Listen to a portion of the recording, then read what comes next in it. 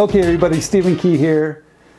You guys, something happened today I want to share with everybody because I think it's going to happen to all of us, and this has happened to me.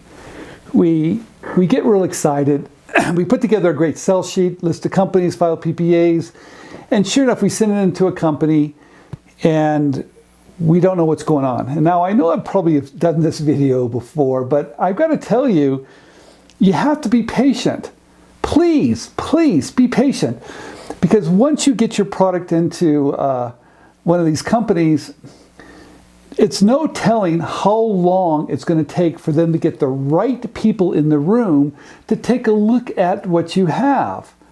And the bigger the company you're submitting to, it's going to take even longer. There could be people on vacation, maybe different departments. So basically, this is what's happening. When your product lands on someone's desk and they see it, they have to do an evaluation, they're probably going to bring someone in marketing, maybe sales, maybe manufacturing, who knows what. And they're all going to get together, and they only get together maybe once a month, maybe twice a month, who knows. So when you send your product into a company, don't bug them. Just stop bugging them. You know what it does? It makes you look like you don't know what you're doing, right?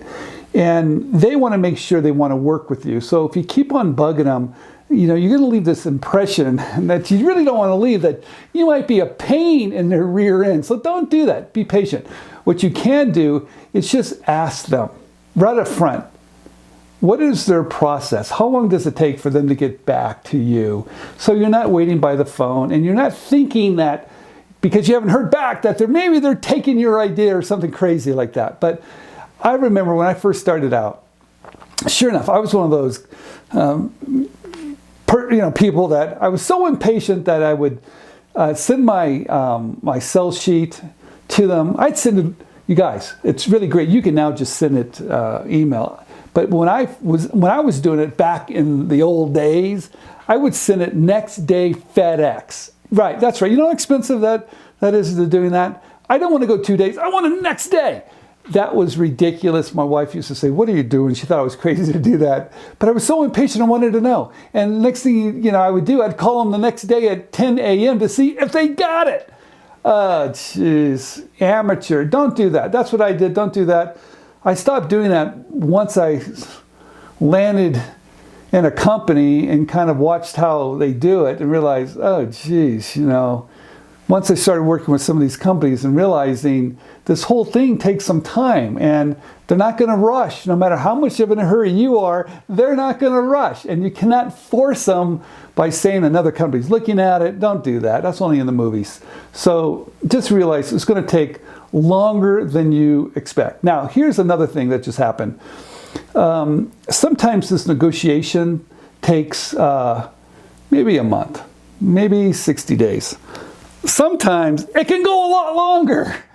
That drives me nuts. It drives the coaches nuts, the students nuts. We had one happen where it's been going on for, I think, 10 months. 10 months. Why so long? Well, for whatever reason, big companies dragging their feet, asking questions, going back and forth. But part of it, I think part of the issue is with the inventor too, asking for this, going back and forth, back and forth. The problem is, it's not a problem here because this gentleman did get his contract. In fact, it came in today. We're talking about it, and it was a beautiful thing because they did understand licensing. They had licensed ideas before. It was fantastic. I was so happy about it. We're going through it. And right away, you're kind of looking at things that you can comment on. Well, you can comment on everything if you want to. You can nitpick it to death. The problem is if you keep on going back and forth, there's going to be a time where that potential licensee is going to say, you're too much trouble. You're right, you're too much trouble, you're out. Don't let that happen. Be reasonable, be smart, try to get it to them as fast as you can, work with them to get it done, but be patient, and you'll get it done at the end of the day. Anyway, this is Stephen Key. One last thing. if you ever get in a situation where you have a licensing agreement, or if you're working with the company, you better find someone to help you. Please, don't do this alone. This is not like doing a sell sheet and making lists of companies, getting your product into companies, because you're going to be able to do that. But when it comes to negotiation, if you haven't done it before, if you haven't been through the process, you're going to be overwhelmed. Trust me, you are. Find someone that can help you do it. Maybe it's some other company, maybe it's me, or who knows who knows. Don't do it by yourself, because it takes a lot of experience, it takes a lot of time. You have to be patient, and you really have to understand the language of licensing. If not, you won't get a good deal, or you'll blow the deal. Once again, Stephen Key, thanks for listening. And make sure you catch Amy Jo, one of our coaches. She's got her own channel.